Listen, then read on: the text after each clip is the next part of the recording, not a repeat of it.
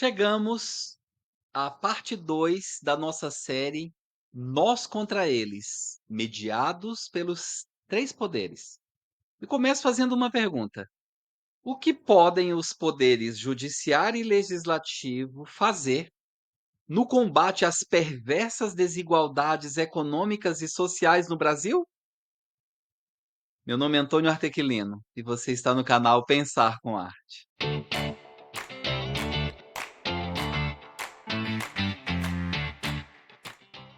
Para falar dos poderes judiciário e legislativo, devemos lembrar das palavras do formidável ativista, político e defensor dos direitos civis, Martin Luther King, que nasceu no dia 15 de janeiro de 1929 em Atlanta e foi assassinado no dia 4 de abril de 1968 em Memphis, Estados Unidos.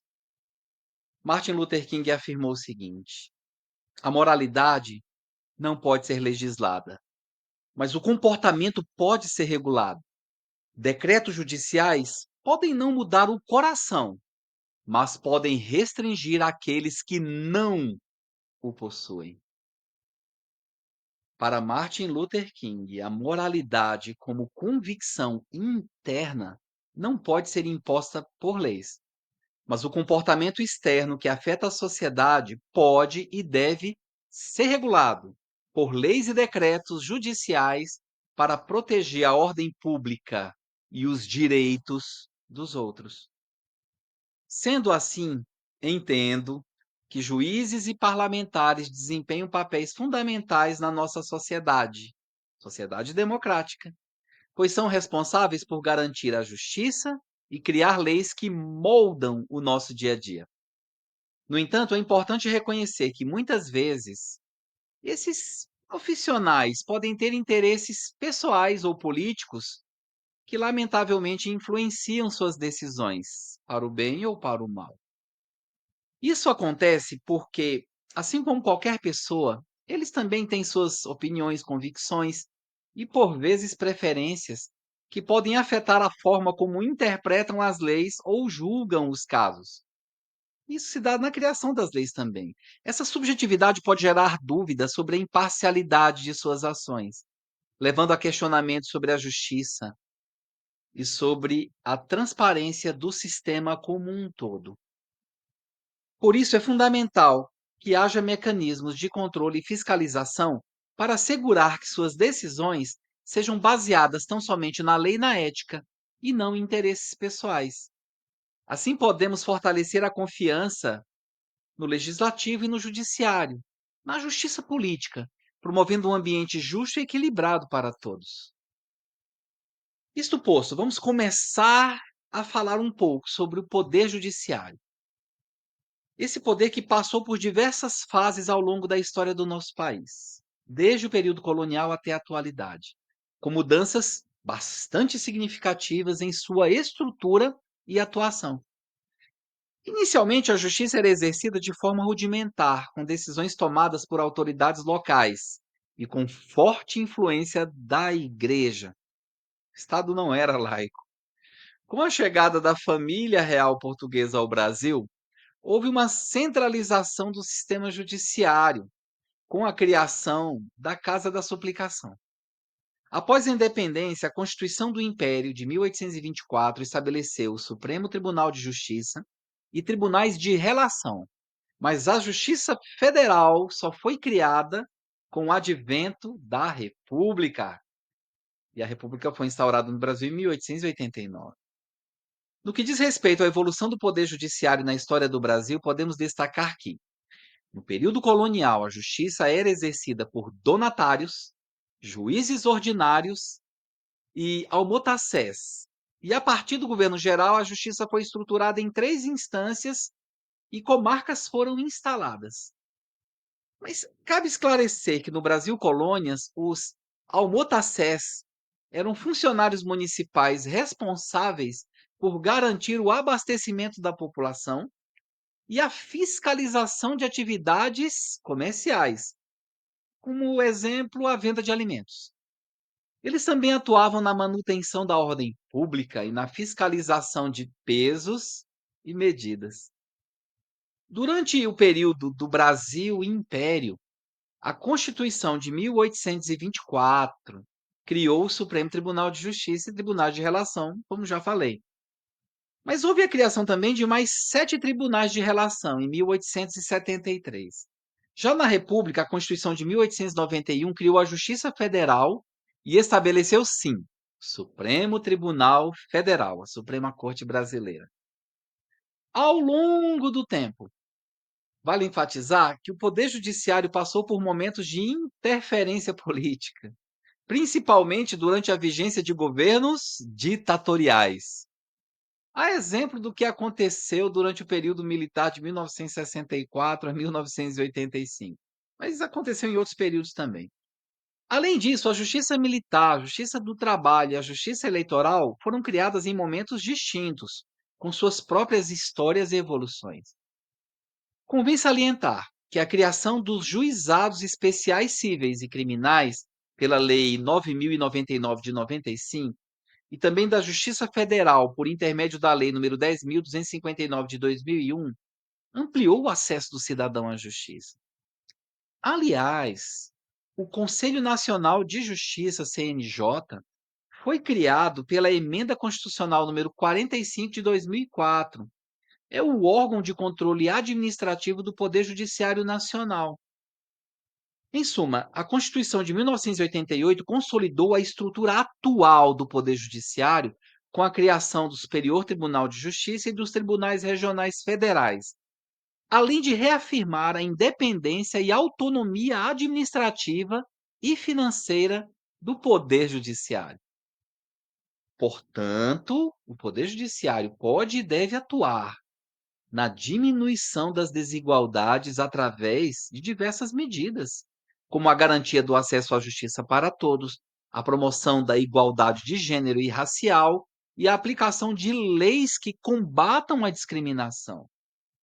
O Poder Judiciário precisa assumir suas responsabilidades, porque pode implementar políticas de combate à violência e promover a inclusão social através de decisões judiciais que incentivem a igualdade de oportunidades. As possíveis ações do Poder Judiciário para reduzir essas terríveis desigualdades sociais podem ser listadas.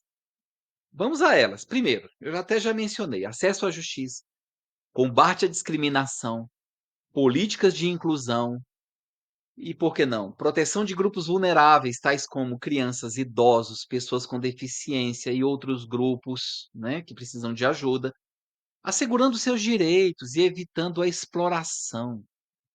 E por que não? O Poder Judiciário pode promover incentivo à participação social com o intuito de promover a participação de todas as pessoas nos processos de decisão, garantindo que as vozes dos diferentes grupos sociais sejam plenamente ouvidas.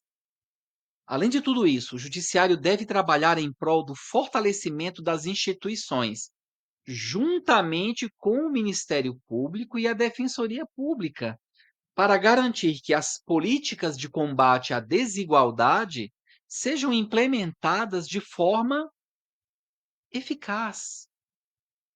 Por outro lado, devo dizer que o Poder Judiciário, sim, deve ser incisivamente criticado por sua inércia ao contribuir para a manutenção da ordem vigente atual. O que acontece na prática é os magistrados, de uma maneira geral, tendendo a interpretar as leis de maneira mais conservadora, buscando preservar a estabilidade social e a continuidade das estruturas existentes, ou seja, a manutenção de privilégios. Essa postura muitas vezes resulta na resistência a mudanças sociais rápidas ou radicais, preferindo manter o status quo para evitar instabilidades. Além disso, os juízes e tribunais geralmente baseiam suas decisões em precedentes e na legislação vigente, o que pode, é claro, dificultar a implementação de inovações ou reformas que desafiem o sistema atual de injustiças e grandes disparidades sociais.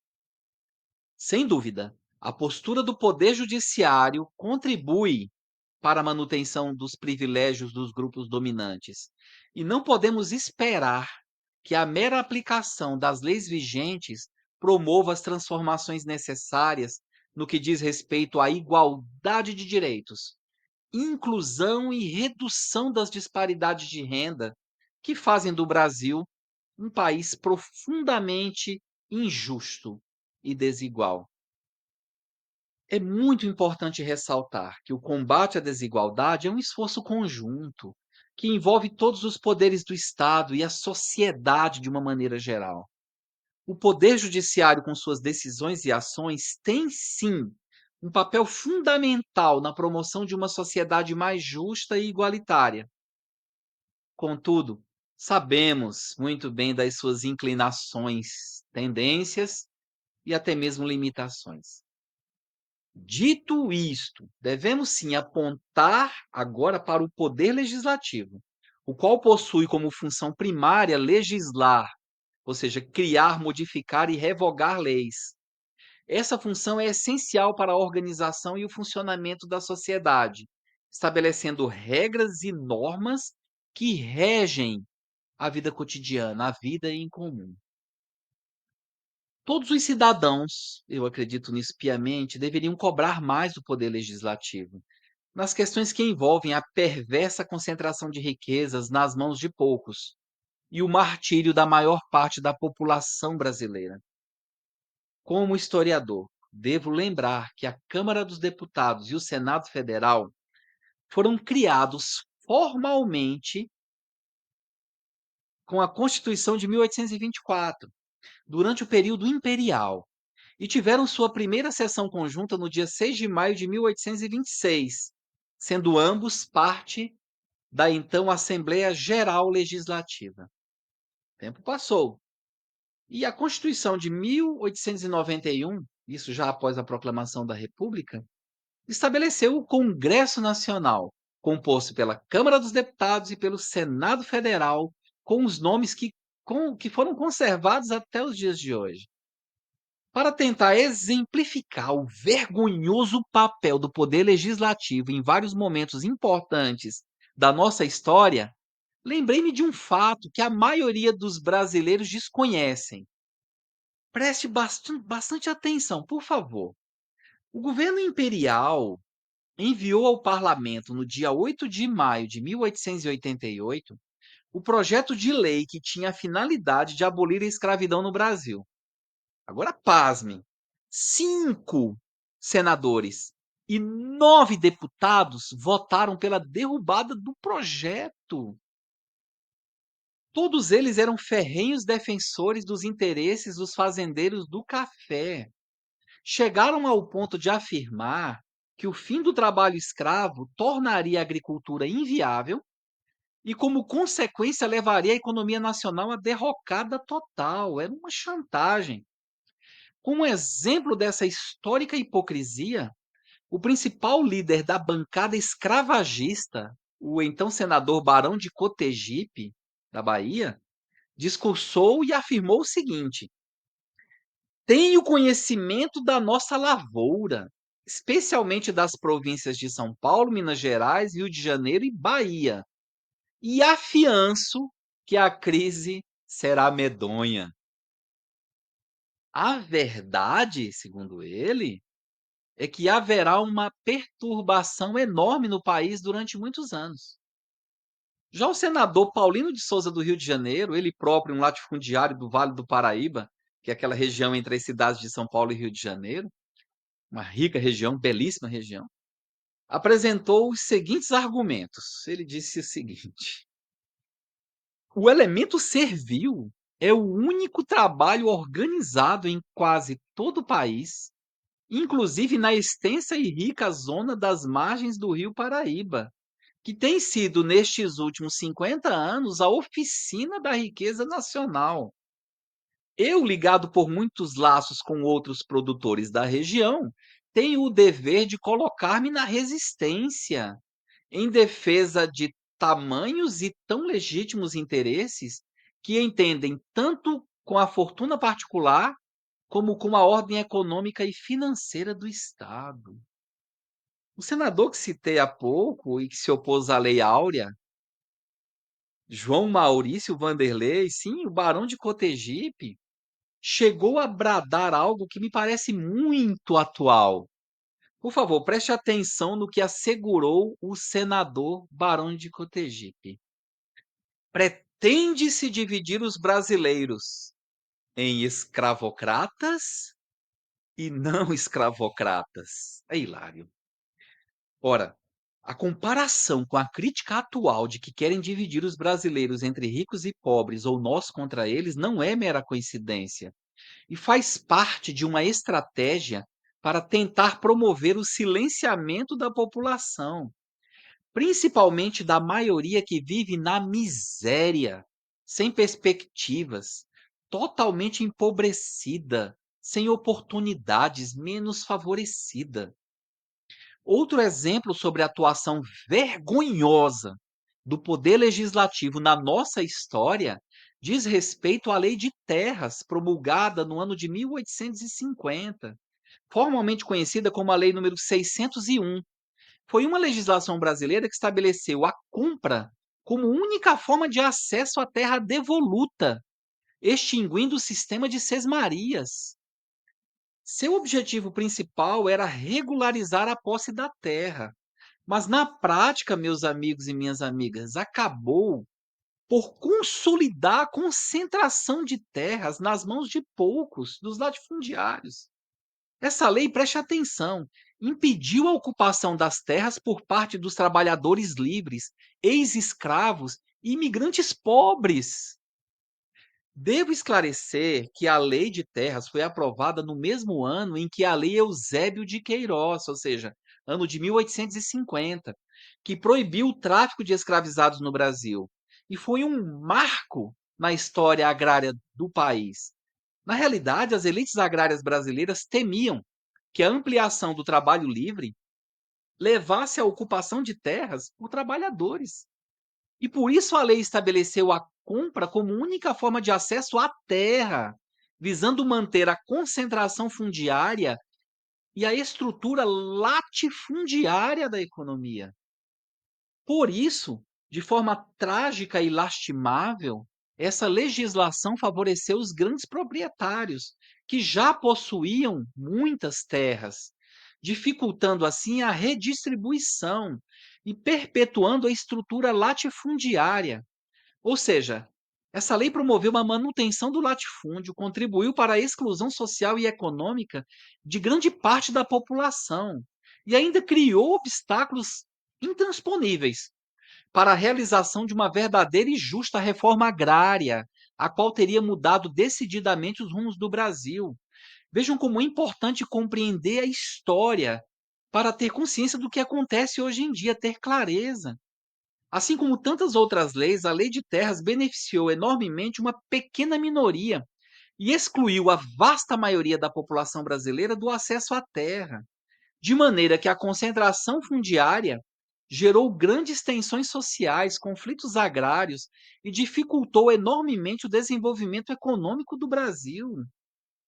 Eu poderia, e mais uma vez afirmo, na condição de historiador e pesquisador, trazer inúmeros outros episódios de traição do poder legislativo contra o povo, e em total desfavor dos interesses mais legítimos da sociedade brasileira.